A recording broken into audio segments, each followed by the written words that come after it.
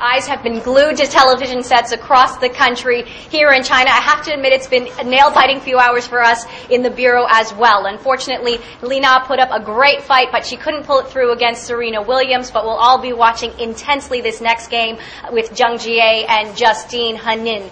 Either way, this is huge for China. It is unprecedented to have not just one, but two Chinese women in the Final Four of a Grand Slam tournament. The mood among fans has been euphoric, and of course, it is all over the papers. There they both are, Zheng Jie and Li Na, holding up a Chinese flag.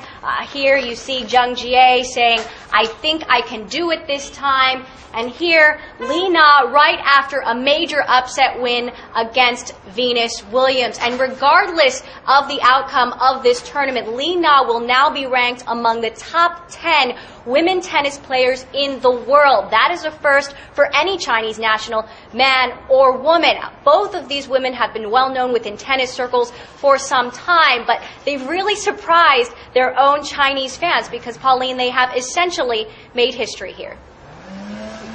They certainly have, and they're known as the golden flowers in China. Now, Emily, you don't really usually associate tennis as a big sport in China, but what's behind the sudden breakout in Chinese women's tennis?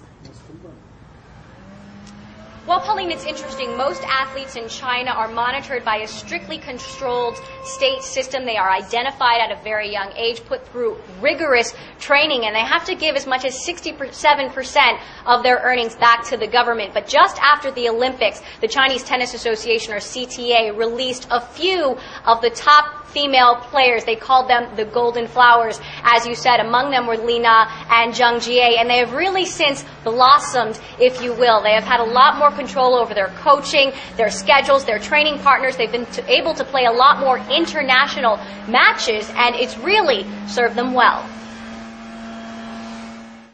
I think it's been very good for both of them. The first year was probably them feeling things out a little bit, not knowing what it's going to be like to be on their own, and then realizing we've done very well, we can do this on our own, and then just building towards the next steps. Now they only have to give about 12% of their earnings back to the government, so they've basically been able to manage their own career, pay for their own expenses, and they've really gained a lot more confidence from this. So I think we can expect to see a lot more great things from women's tennis in the next few years.